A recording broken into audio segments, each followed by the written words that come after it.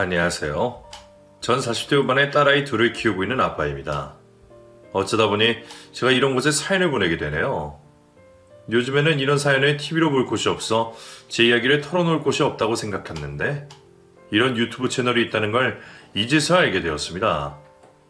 이곳에 사연을 보내시는 분들 모두 다 똑같겠지만 이런 사연을 가진 사람들은 답답하기는 한데 말할 곳은 거의 없어요. 주변 지인들에게는 부끄러워서 말을 못하겠고 가족들은 제 이야기를 듣고 힘들어하는 모습을 보게 되니 말이죠. 답답한 마음을 참고 있다가는 병이 되기 마련인데 그 전에 이런 것을 알게 되어 참 다행이라는 생각을 하게 됩니다. 그럼 제가 어떤 일을 겪게 되었기에 이렇게 답답한 마음을 가지고 있는지 여러분들께 이야기해 보도록 하겠습니다. 전 독실한 개신교 집안에서 자란 아내와 긴 시간 동안 연애를 해오다 결혼을 하게 되었습니다. 아내의 집안 분위기와 교육으로 인해 긴 연애 기간에도 혼전 순결을 유지해야 했죠. 그런 이유 때문인지 모르겠지만 아내는 저와 결혼을 하고 난 뒤에도 부부관계를 맺는 걸 꺼려했습니다. 그리고 임신에 대한 생각도 없어 보였죠. 연애 기간이 길었기 때문에 신혼생활보다는 아이에 대한 욕심이 컸습니다. 연애 때와 다를 게 없는 심심한 신혼생활을 하고 있었기에 아이라도 빨리 가지고 싶었어요. 그래서 아내에게 임신 계획에 대한 걸 물어봤죠. 당신, 아이는 언제쯤 가지고 싶어? 연애 때는 우리 반반 닮은 모습의 아기가 보고 싶다고 했잖아. 그거야 멋모르다 어린 시절에 한 말이지. 나 임신할 생각 없어. 뭐? 아예 가질 생각이 없다는 말이야? 먼 미래까진 모르겠지만 최소 10년 이내에는 가지고 싶지 않아. 그런 생각이 있으면 결혼 전에 말해줬어야지. 왜? 결혼 미루고 싶어? 남자들이야 자기가 임신하고 배불러 오는 게 아니니까 쉽게 말하지. 그게 얼마나 힘든 일인지 알아? 여태 운동하면서 몸매 만들고 체력 기르는 거 임신하면 한순간에 다 무너져. 그것뿐이야? 내가 지금 직장 내에서 이룬 것들은 나 앞으로 더 높은 직급으로 올라가고 싶고 내가 하는 일도 더 오래 많이 하고 싶어. 그런 것들 포기하면서까지 아이 가지고 싶은 생각은 없다고. 내가 이기적이라고 생각할 수 있겠지만 당신은 지금까지 다니던 회사 그만두고 집에서 애 보고 살림만 하면서 살 수 있겠어? 당신이 전폭적으로 지원해준다고 하면 그때 같이 생각할게. 아내는 연애 때 저에게 말했던 것과 달리 임신을 상상하는 것도 싫어했습니다. 임신에 관한 대화가 나오면 흥분하는 아내의 모습으로 인해 제가 말조심을 해야 될 정도였죠.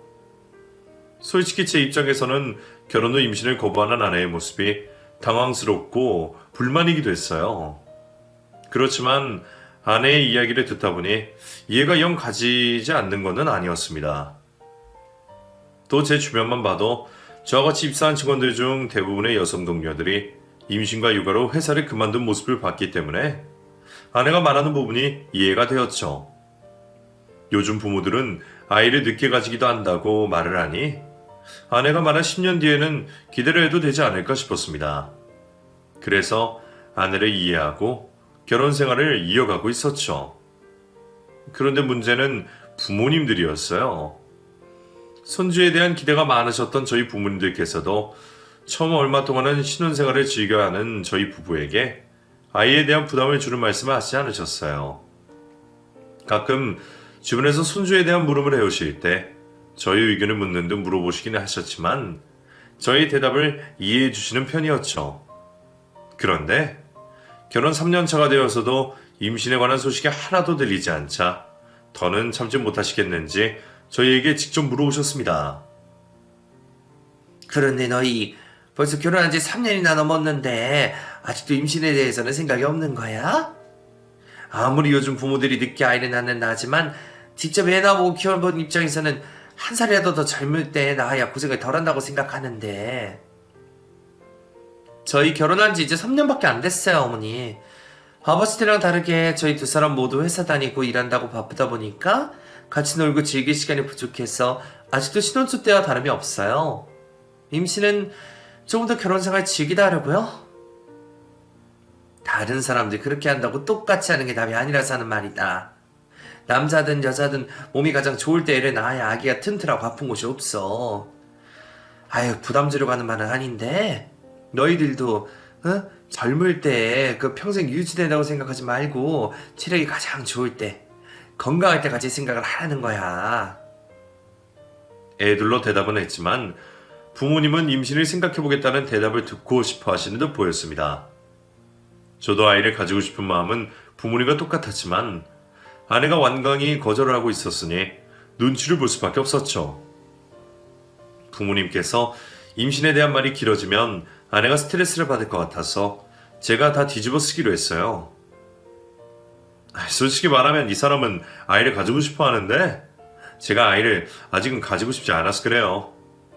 제 욕심이 커서 그런지 모르겠는데 아직 아이를 키우는 데 있어서 형편이 부족한 것 같아요. 계속해서 더 좋은 환경을 비교하면 끝이 없겠지만 제가 기준으로 심은 환경이 있어서 그때까지는 애를 갖고 싶지 않아요. 또 지금 제가 한 아이의 부모가 될 자격이 있나 싶기도 하고요. 애들이 조금이라도 예뻐하는 마음이 들면 모르겠는데 지금은 그냥 짐덩어리라고 생각이 들거든요. 낳고서 후회하면 답도 없잖아요. 그래서 이 사람이 아이 가지자고 하는데 제가 피하는 거예요. 환경이나 제 마음이 아이를 가져도 되겠다 싶을 때 가지려고요. 그러니까 아이에 대해서는 그만 말씀하세요. 이러시면 괜히 역효과만 나요. 그래도 저희 집에서는 제가 아이를 가지고 싶지 않다고 말을 하니 더 이상의 말은 나오지 않았습니다. 탓을 해도 제 탓을 해야 하고 제가 역효과만 난다고 협박 아닌 협박을 해오니 더는 말씀을 못 하셨던 거죠. 그래서 저희 집보다 처가댁이 더 큰 문제가 되었습니다. 처가 식구들 모두 독실한 개신교 신자여서 다복한 가정을 중요시하셨거든요. 아내가 저에게 말을 했던 것처럼 처가 식구들에게도 말을 해줬으면 되었겠지만 아내도 자신의 부모님 앞에서는 그 말을 쉽게 하지 못했습니다. 에휴, 장서방, 회사 일이 많이 피곤한가? 많이 피곤하진 않습니다. 일도 점점 편해지고 있고요. 그래? 그런데 어째 아이 소식이 들리지 않나? 아직 신혼이라고는 하지만 두 사람 연애 기간을 따지면 적은 시간이 아닌데 왜? 지연이가 아이 가지고 싶지 않다고 해? 네?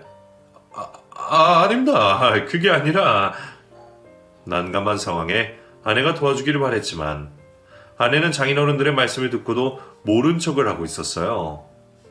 결국 제가 이번에도 종바지가 되어 임신을 원하지 않는 척을 해야 했죠. 지은이와 단둘이 보내는 시간이 너무 좋기도 하고요.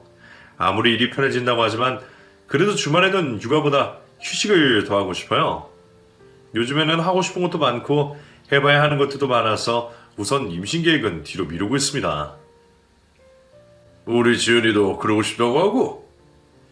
아니요. 지은이는 장인어른 장모님 가르침 때문인지 아이를 가지고 싶어 하죠. 그런데 제가 지금은 무리라는 생각이 들어서요.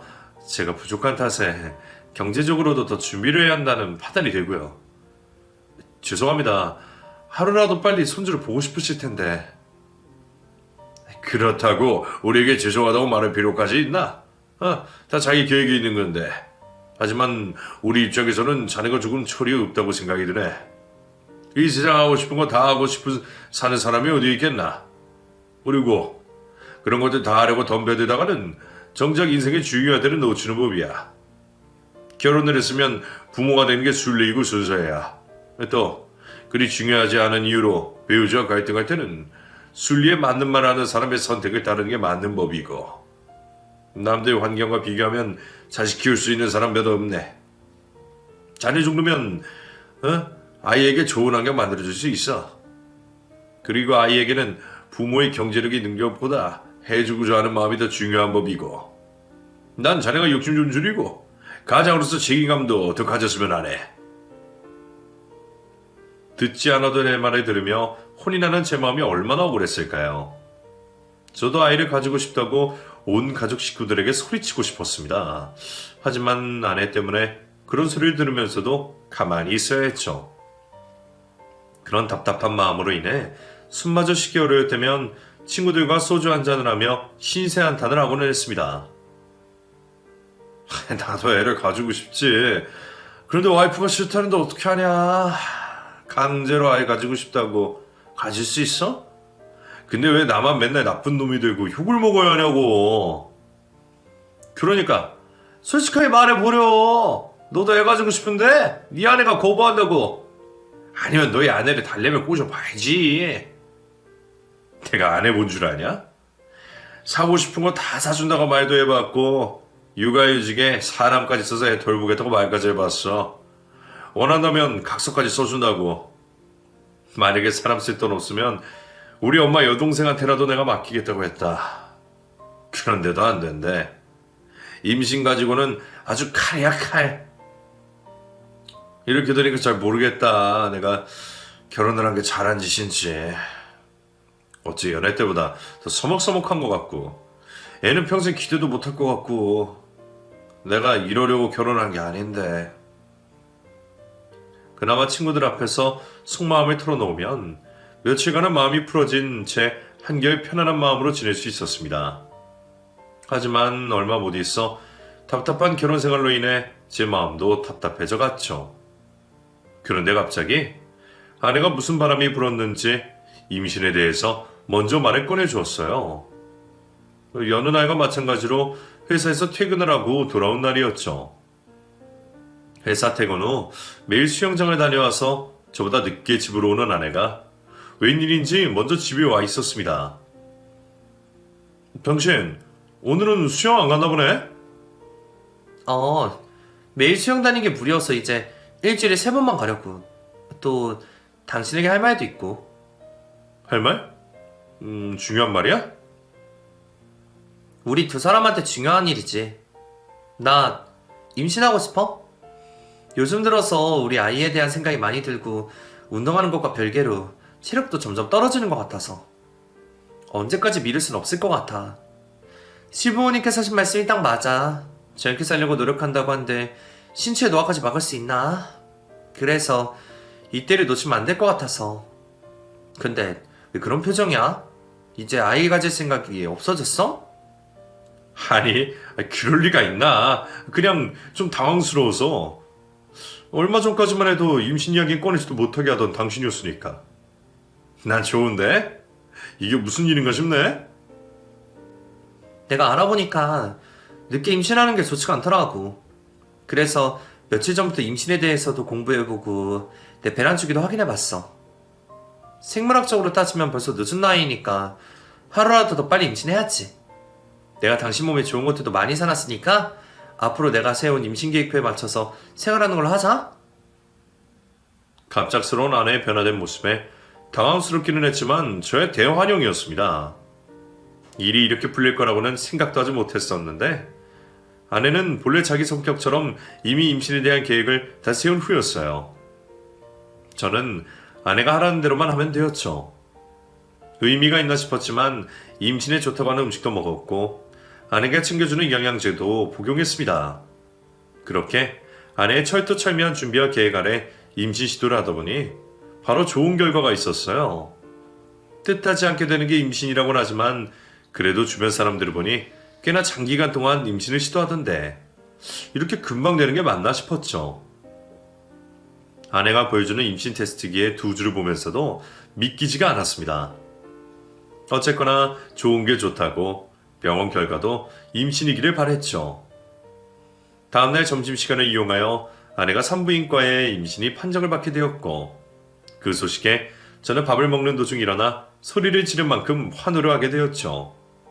드디어 저도 아빠가 된 거예요.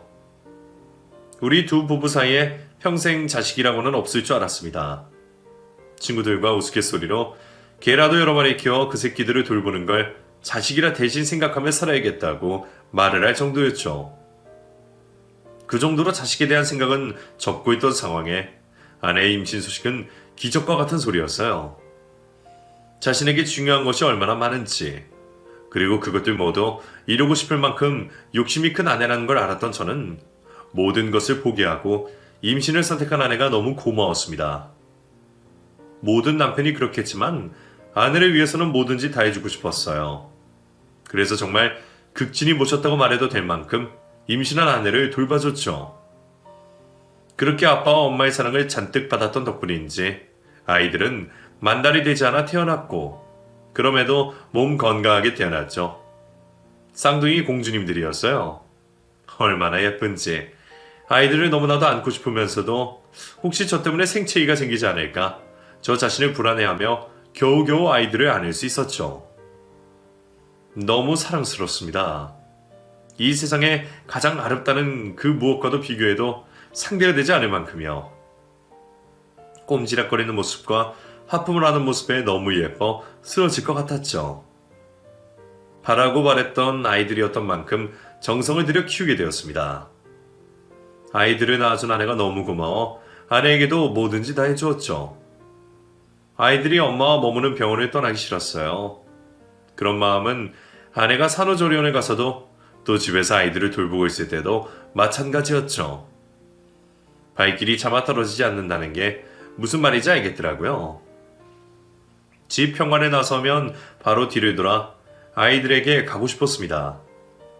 그런데 아내는 저와 달라 보였어요. 쌍둥이 딸들의 모유 수유 기간이 끝나기도 전에 자기 몸매 걱정을 하고 아이를 귀찮아하며 모성애가 부족한 모습을 보였죠. 저야 원래 아내의 차가운 모습을 알고 있었기 때문에 크게 놀라진 않았습니다. 하지만 아내의 부족한 모성애를 받는 아이들이 걱정이 되었죠. 그러다 보니 제가 아내의 부족한 자리까지 아이들에게 채워주기 위해 노력을 했던 것 같아요. 제가 좋아서 하는 행동이었으니 노력을 했다고 말하긴 그렇지만 하여튼 아이들에게 정말 최선을 다했습니다. 딸바보는 당연했고 딸들과 붙어있기 위해 친구, 가족 약속은 모두 외면했죠. 어쩔 수 없이 사람들을 만나야 할 때는 꼭 쌍둥이 딸들을 데려갔습니다. 사람들 모두 쌍둥이 딸을 돌보는 저에게 정신이 없겠다고 말했지만 천만에요. 전 아이들과 있는 시간이 너무 행복했어요. 보통 엄마들이 하는 행동은 전부 다 했던 것 같습니다. 극성 엄마가 아니라 극성 아빠였죠. 쌍둥이들이 뭐든 발표를 한다고 하면 회사 일을 하다가도 핑계를 대고 아이들이 있는 곳으로 찾아갔습니다. 아이들이 다니던 유치원, 초등학교에서 저를 모르는 사람이 없을 정도였죠. 그 정도로 딸들을 사랑하다 보니 딸들도 자연스럽게 저를 엄마보다 더 따르고 좋아했어요. 물론 아이들 키우는 게 마냥 좋기만 했던 건 아닙니다.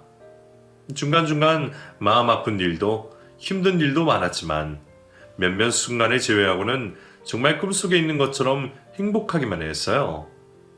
또 저를 무척이나 잘 따르는 딸들로 인해서 매번 신바람이 난 생활을 하고 있었죠. 저를 오랫동안 알고 지내온 사람들은 저를 아이들이 낳기 전과 후로 나눌 정도로 전혀 다른 사람의 모습으로 살고 있었어요. 가족이 저에게 전부였고 특히 아이들은 저희 분신이나 다름없었습니다. 전 아이들과 같이 있는 시간이라면 무엇을 해도 좋았고 애들만 바라보고 있었는데 나이를 점차 먹고 있는 아이들은 다들 관심사들이 점점 많아지기 시작했어요. 아빠로서 내색은 할 수 없었지만 내심 서운했죠. 그러다 보니 자연스럽게 셋째에 대한 바람이 생기기 시작했습니다. 아내의 입에서 무슨 말이 나올지는 몰라 걱정이 되었지만 시도해봐서 나쁠 건 없다는 생각이 들었죠. 아내도 쌍둥이 딸 키워오는데 다른 엄마들보다는 저 때문에 편하게 키웠으니 육아에 대한 긍정적인 생각을 가지고 있을 거라 생각했죠. 그래도 혹시 모르니 아내의 기분을 최고로 좋게 만들고 이야기하면 좋은 것 같아 선물을 주며 셋째에 대한 이야기를 꺼내보았습니다. 오늘 무슨 날이야? 아니면 좋은 일이라도 있어? 꽃도 아니고 이렇게 비싼 선물을 왜 갑자기 해? 그냥 당신 지금까지 애들 키우느라 바깥일 하느라 고생 많이 했으니까 준비했지. 그렇게 비싼 선물도 아니야. 마음엔 들어? 그럼 당연히 마음에 들지. 그런데 내가 한 게 뭐가 있다고 이런 거죠? 솔직히 말해봐. 당신 뭐 잘못했거나 나한테 바라는 거 있지? 있긴 있는데 다름이 아니라 요즘 애들이 학교 들어가고 관심사가 많아져서 그런가 집이 너무 조용하지 않아? 항상 애들 소리로 시끄럽다가 갑자기 조용해지니까 좀 허전하기도 하고 서운하기도 하고. 그래서 말인데 우리 셋째 가지면 안 될까? 당신도 한번 경험해봐서 알겠지만 애 낳고 나서는 나한테 맡기기만 하면 되잖아. 물론 임신이 당신에게 얼마나 힘든 일이고 큰 결심인지 알고 있지만 애들 키우면서 얻게 되는 보람과 행복이 더 크다는 거 당신도 알잖아. 내가 이번에도 책임지고 애를 키울게. 이제는 유나 윤지도 있어서 당신이 이전보다 덜 힘들 거야. 우리 한 명만, 딱 한 명만 더 낳고 더는 욕심 부리지 말자. 당신 지금 무슨 소리 하는 거야? 지금이 유나 윤지 갇혔을 때랑 같아? 당신이나 내 나이 생각해봐. 얘 대학 들어갈 때 우리 환갑잔치 해야 돼. 그걸 우리 몸 생각 안 해? 지금 애 가지다고 건강한 아이 나온다는 보장이 있어? 만약에 애한테 문제 있으면 어떡하라고 그런 말 쉽게 해. 유나 윤지나 잘 키워. 나도 알지. 근데 당신 결혼 초에 했던 말 생각 안 나? 그때는 10년 뒤에 애가 질지 생각해본다고 했잖아. 그때 당신이 한 말대로 생각하면 지금 아이를 가진 게 늦은 게 아니야. 나 혹시 몰라서 운동도 꾸준히 하고 있었어. 그래서 그때보다 체력도 더 좋고. 요즘 부부들의 애 낳는 나이 보면 우리가 늦은 나이도 아닌데 아이 하나만 더 가지면 안 될까? 싫어. 절대 안 나. 한 번만 더 임신 아이 낳자고 하는 소리 했다가 봐. 나 그날 바로 짐 싸들고 집 나갈 거야.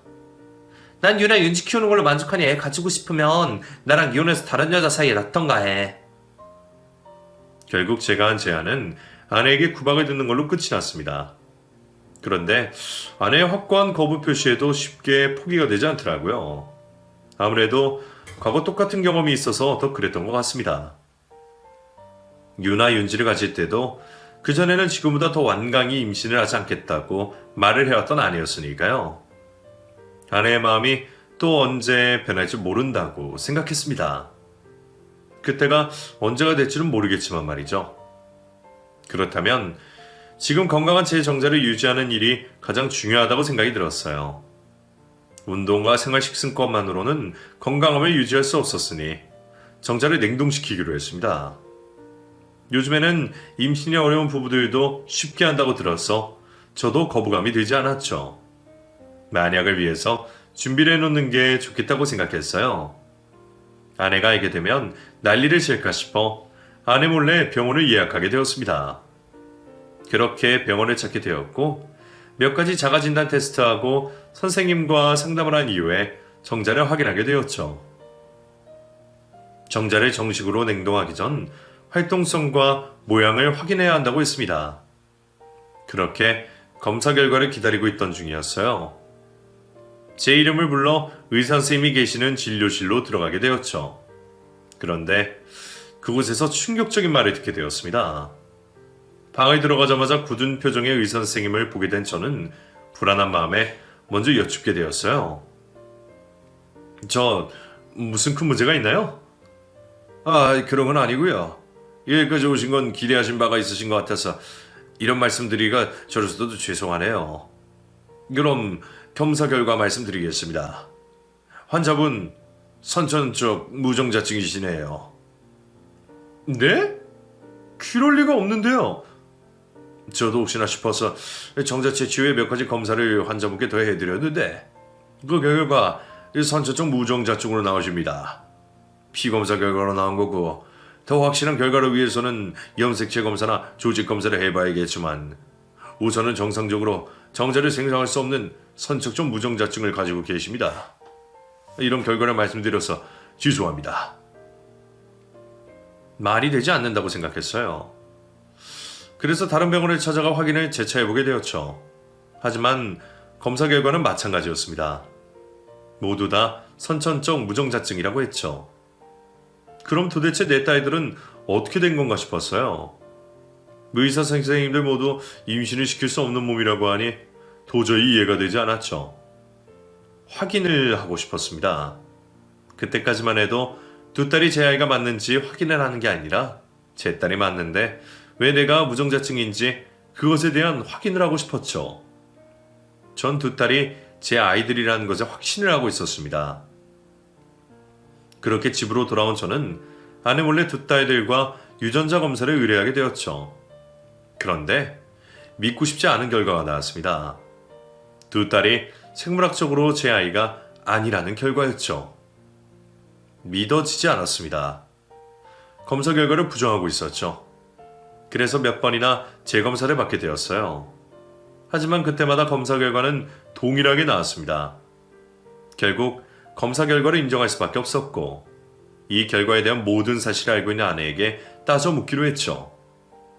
아이들이 집에 없는 날 퇴근하라 아내에게 검사 결과지를 내밀게 되었어요.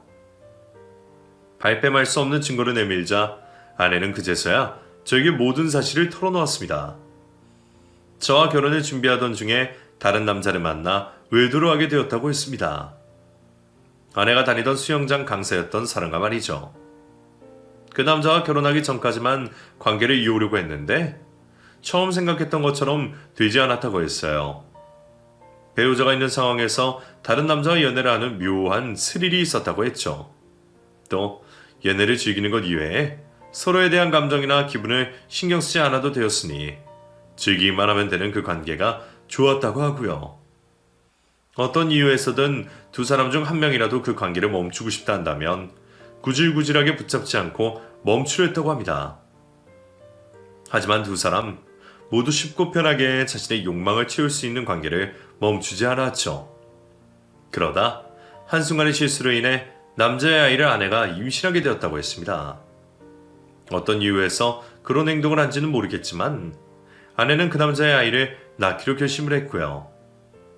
하지만 저와 부부관계를 자주 가지지 않았던 탓에 의심받을까 걱정했고 그런 이유로 갑작스레 저에게 임신 계획을 가지자고 말을 한 거죠.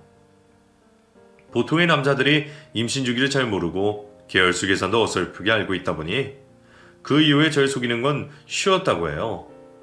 전 아내가 외도를 할 거라고 생각도 못하고 있었으니 아내의 뱃속의 아이들이 제 아이가 맞다고 또 아내가 조금 일찍 출산하게 된 거라고 믿고 있었고요. 그렇게 불륜 상대의 아이들을 출산한 아내는 죄책감과 불안함에 시달렸다고 했습니다. 제가 아이들을 아끼고 사랑해주는 모습을 볼 때마다 항상 미안했다고 하네요. 그리고 불륜남의 얼굴에 닮아가는 아이들을 볼 때마다 모든 사실이 밝혀질까 두려움에 떨고 있었고요. 그래서 모든 사실이 밝혀진 지금 앞으로 무슨 일이 생기게 될까 두렵기도 하면서 한편으로는 마음이 편하다고 했죠. 그러며 제가 원하는 건 모든 걸 다 해줄 테니 이혼을 할 거면 가족들 모르게 조용히 끝내달라고 했습니다. 당신이 얼마나 충격을 받았을지 감히 상상도 안 돼. 내가 미친년이고 나쁜 년이야. 당신이 연애 때부터 지금까지 날 위해 항상 최선을 다해줬고 뭐든지 잘해줬어. 그리고 쌍둥이 딸들에게도 최고의 아빠였고. 그래서 더는 나도 당신을 속이고 싶지 않아. 미안하다는 말 몇백 번이고도 할 수 있어. 당연히 내 잘못이라 반성하고 있고 당신이 받은 마음의 상처 낫게 할 수만 있다면 뭐든지 해주고 싶어. 당신 원하는 대로 다 해줄게. 이혼을 원한다면 우리 집 전 재산 다 바치고 이혼해줄게. 그런데 염치 없지만 가족들 모르게 조용히 이혼해줘. 우리 친정 식구들 내가 이런 짓 하고 돌아다닌 걸 알게 된다면 그 충격에 쓰러질 가족들도 있어. 또 우리 애들도 사실을 알게 되면 얼마나 충격을 받겠어. 이제 곧 사춘기를 겪을 나이인데 애들을 봐서라도 조용히 이혼해주면 안 될까? 애들이 걱정되어서 하는 말 맞아? 당신 가족들이 이 사실을 알게 되면 손가락질 할까 싶어서 하는 말은 아니고? 모든 게 다 탄로 났는데 또 나를 속이려고 하지 마. 제발 솔직하게 말하라고. 우선 당신 애들 친구라는 사람과는 확실히 끝난 거야? 완전히 끝난 건 아니야. 가끔 연락하고 만나. 그런데 사랑 뭐 그런 건 아니야. 그리고 당신이 나 용서해준다면 다시는 그 사람과 연락하지 않는다고 약속할게. 그리고 지금과 달리 당신 아내로서 애들의 엄마로서 충실하게 살게. 그러니 이번 일은 조용하게 우리끼리 해결하자. 애들 생각해야지 여보. 아내는 일이 커져 주변 사람들에게 알려지는 걸 원하지 않는 모습이었습니다. 애들과 가족들을 핑계대며 조용히 이혼을 하길 바랬죠. 믿을 수 없었지만 제가 용서를 해준다면 한 가정의 아내와 엄마로서 이전과 다른 헌신적인 모습을 보여주겠다고 말했어요. 아내가 하는 말에 당장 결론을 내릴 수는 없었습니다. 고려해야 할 것들이 너무 많았기 때문이죠. 10년 넘게 저를 속여온 아내를 생각하면 처가 식구들뿐만 아니라 이 세상 모든 사람들에게 아내의 불륜을 알리고 싶었습니다. 하지만 아이들을 생각하면 감히 그렇게 행동할 수 없었어요. 제가 감당해야 하는 슬픔보다 아이들이 받을 충격이 더 걱정되고 가슴이 아파왔습니다. 이미 벌어진 일로 시간을 되돌릴 수도 없으니 아이들이 다 자랄 때까지 가족의 형태만 유지하는 게 더 나은 선택인지 고민하게 되었죠. 제 인생보다는 아이들의 앞날에 더 도움이 되는 선택을 해야만 했어요. 그렇게 여러 선택지를 만들어 놓고 신중에 신중을 기하며 고민을 하고 있었습니다. 그리고 그날 역시 회사에서 퇴근을 하고 돌아온 저는 제 서재로 들어가 앞으로 내리게 될 선택을 고민하고 있었죠. 한숨밖에 나오지 않는 상황에 답답해하고 있을 무렵 딸아이들이 방문을 노크하고 안으로 들어왔어요. 아이들에게 어두운 모습을 보일 수 없던 저는 밝은 얼굴을 유지하며 무슨 일이냐 물어보게 되었죠. 왜? 아빠가 도와줄 게 있어? 아니요, 그게 아니라 무슨 일인데 그렇게 말 꺼내기 힘들어해? 혹시 아빠가 아빠 때문에 그래? 요즘 아빠가 회사 일한다고 우리 공주님들이 신경을 너무 못 써줬어? 그렇다면 아빠가 미안해. 이번 주말에는 아빠가 우리 공주님들에게만 신경 쓸게. 아빠, 그게 아니라 우리 아빠가 어떤 상황이신지 다 알고 있어요. 저희 때문에 고민하고 계시잖아요. 고민이라니? 그게 무슨 말이야? 아빠 회사 일 때문에 그런 거지 너희들 때문에 고민하고 있는 거 하나도 없어. 아빠 거짓말하지 마세요. 저희도 상처받지 않게 하려고 고민하고 있는 거 다 알고 있어요. 아빠가 엄마랑 안 좋은 상황이 있다는 거 저희도 다 알고 있다고요. 어떻게 알았는지 모르겠지만 엄마랑은 잠깐 다툰 것뿐이야. 엄마랑 아빠가 다른 집 부모님들보다 덜 싸서 그런 거지? 다른 집 부모님들 모두 이 정도 부부싸움은 해. 어쨌든 너희에게 엄마 아빠가 이런 모습 보여서 미안해. 그런 거 아니라는 거 안다고요. 저희 아빠 친자식 아니잖아요. 우리도 자세히는 모르지만 엄마가 아빠에게 어떤 잘못을 했는지 또 아빠가 무슨 고민하고 계신지 알고 있어요. 무슨 소리야. 너희가 내 자식이 아니라니. 그런 말 장난이라도 함부로 하면 안 돼. 무슨 이야기를 어디서 들었는지 모르겠지만 너희가 잘못 알고 있는 거야. 봤다고요. 엄마 가방에는 유전자 검사 결과 아빠랑 저희가 혈연 관계가 아니라는 것도요. 아내와 이혼을 하게 되더라도 그것만큼은 끝까지 숨기고 싶었던 사실이었습니다. 아이들 입에서 유전자 검사 결과를 봤다는 말이 나오는 순간 하늘이 무너지는 것 같았죠. 잘못을 저질렀던 건 아내였지만 제가 검사를 하는 행동으로 인해 아이들이 이런 일을 알게 되었다고 생각이 들어 아이들의 얼굴을 똑바로 쳐다볼 수가 없었습니다. 지금 이 상황이 혼란스러운 아이들을 내가 이해시켜주고 흔들리지 않게 잡아줘야 한다는 걸 알면서도 머릿속이 새하얘지고 무슨 말을 어떻게 해야 하는지 모르겠더군요. 어쩔 줄 몰라 하는 저를 진정시켜 주었던 건 오히려 아이들이었어요. 아빠, 저희 때문에 고민이 길어지고 계시는 거라면 그렇게 하지 마세요. 아빠가 어떤 선택을 하시든 어떤 결과가 되었든 그것과 상관없이 아빠에게 항상 감사한 마음을 가지고 있을 거예요. 저희 자매가 아빠의 친자식이 아니라는 건 저희에게도 큰 충격이었지만 그 결과로 인해 아빠가 저에게 해주셨던 일들이 없었던 일로 되진 않아요. 지금 엄마와 이혼을 쉽게 선택하지 못하시는 것도 전부 저희들 때문이잖아요. 저희가 받을 충격 때문에요. 그런 모습만 봐도 아빠가 저희를 얼마나 생각해 주시는지 알기 때문에 이혼을 하시고 아빠가 새삼 찾는다고 하셔도 저희는 괜찮아요. 그리고 엄마 용서하지 마세요. 저희도 자라오면서 엄마가 아빠한테 어떻게 해야 하는지 또 우리에게 어떻게 했는지 다 기억해요. 우리 집에서 가족들 간의 화합을 위해서 노력하신 분은 아빠밖에 없잖아요. 아빠 마음 가는 선택 그리고 아빠한테 유리한 선택을 하셨으면 하는 게 저희의 유일한 바람이에요. 아이들에게서 그런 말을 듣게 될 줄은 상상하지도 못했습니다. 아이들은 어느새 그만큼 자랐던 건지 혼란스러울 상황에서도 차분하게 생각을 정리했고 거기다 아빠인 저까지 위로해주고 있었죠. 아이들 앞에서 눈물을 보이고 싶진 않았지만 아이들 마음에 감동을 하여 저도 모르게 눈물이 흘렀습니다. 그리고 그 어떤 일보다 저에게 힘을 내게 해주었죠. 아이들이 모든 사실을 알고 있는 상황에 아내와 관계를 이어가는 건 아니다 싶었습니다. 어차피 아이들에게 관심도 없던 아내였으니 제가 홀로 아이들을 키우게 되더라도 아내와는 관계를 깨끗이 정리하는 게 낫다고 판단이 되었죠. 아버님과 어머님께 아이들을 잠시 맡아달라 부탁을 하고 전 아내와 이혼 소송을 하게 되었어요.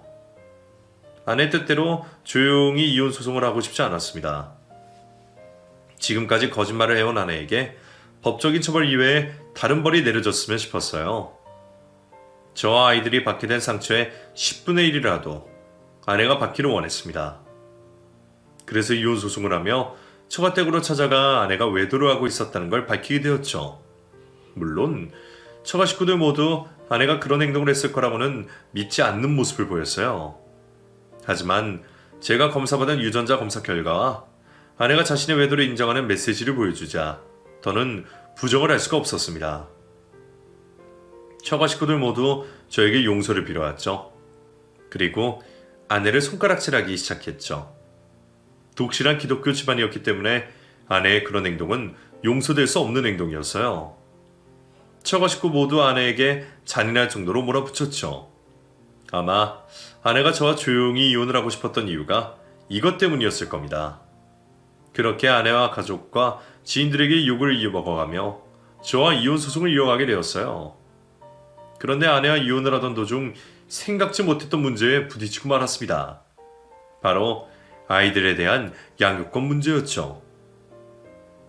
제가 자신이 원하는 대로 조용히 합의 이혼을 하지 않고 처가 식구들에게도 모든 사실을 알리자 아내는 아이들에게 애정도 없으면서 저에게 보내주지 않겠다며 양육권을 가져가겠다고 했습니다. 문제는 이혼에 대한 유책 사유가 있는 아내보다 제가 아이들의 양육권을 주장하기 불리한 상황이라는 거였죠. 전 생물학적으로 아이들의 친부가 아니었기 때문에 친권이 없어 일방적인 양육권 주장이 힘들었습니다. 그래서 소송을 통해 아이들을 데려와야 하는 상황이었죠. 아이들에게 미안하기만 했습니다.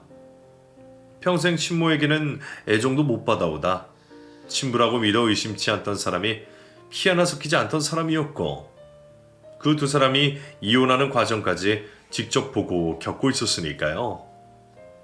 그런 상황에 아이들을 법원까지 출석시켜야 하는 제 마음은 찢어졌죠. 아내에게 괜한 복수심으로 인해 아이들이 힘들게 하지 말라며 저에게 보내달라 부탁도 해봤지만 그 여자는 오로지 저를 괴롭히고 힘들게 하겠다는 마음만 있었기 때문에 제 부탁을 거절했었죠. 그렇게 양육권에 대한 소송도 하게 되었어요. 저에게 친권이 없다는 걸 제외하면 두 사람 모두 아이들을 키울 수 있는 환경이었기 때문에 아이들의 의견이 가장 중요해졌습니다. 혹시나 아이들이 아빠의 새 출발을 위해 잘못된 선택을 하면 어쩌나 초조해지기 시작했죠. 하지만 아이들은 엄마와 지내고 싶지 않다는 주장을 일관적으로 하며 저에게 유리한 분위기가 되었고 결국에는 아이들에 대한 양육권을 가지고 올 수 있었습니다. 아내와 벌였던 이혼 소송보다 더 떨리고 긴장되는 판결이었기 때문에 저에게 양육권이 있다는 판결에 정말 다행이라는 생각이 들었죠. 그렇게 아내와 저는 완전히 관계를 끝낼 수 있었습니다. 물론 면접 교섭으로 아이들을 데려다주고 데리고 올 때마다 마주치기는 하지만 그 외 일체 연락은 하지 않고 있어요. 아이들과는 이전과 변한 것 없이 행복한 추억을 쌓으며 살아가고 있고요. 비록 피 한 방울 섞이지 않는 부녀 관계지만 우리들보다 더 끈끈한 부녀 관계는 없을 거라 확신하고 있습니다. 그만큼 저는 아이들에게, 아이들은 저에게 최선을 다해주고 사랑하며 지내고 있죠. 제 사연을 듣는 분들은 겪지도 않았어도 될 일을 겪게 되어 제가 불쌍하고 안타깝다고 생각하실 분들이 많을 거라 생각합니다. 그런데 제 생각은 반대입니다. 아이를 가질 수 없는 저에게 이런 일이 생기게 되어 이토록 사랑스러운 두 딸을 얻게 되었으니 말이죠. 아직도 아내에게 당한 일을 생각하면 속이 답답하지만 이제 그런 찌꺼기 감정은 잊어버리고 사랑하는 아이들을 바라보며 살아야겠습니다. 이렇게 처음으로 제가 겪었던 모든 일을 말하게 되니 답답한 마음이 많이 시원해진 것 같네요. 이제 여러분들께 인사를 드리고 글을 마무리하겠습니다. 제 인생사 들어주셔서 감사하고 얼마 남지 않은 한 해의 마무리 모두들 잘 마무리하시길 바라겠습니다.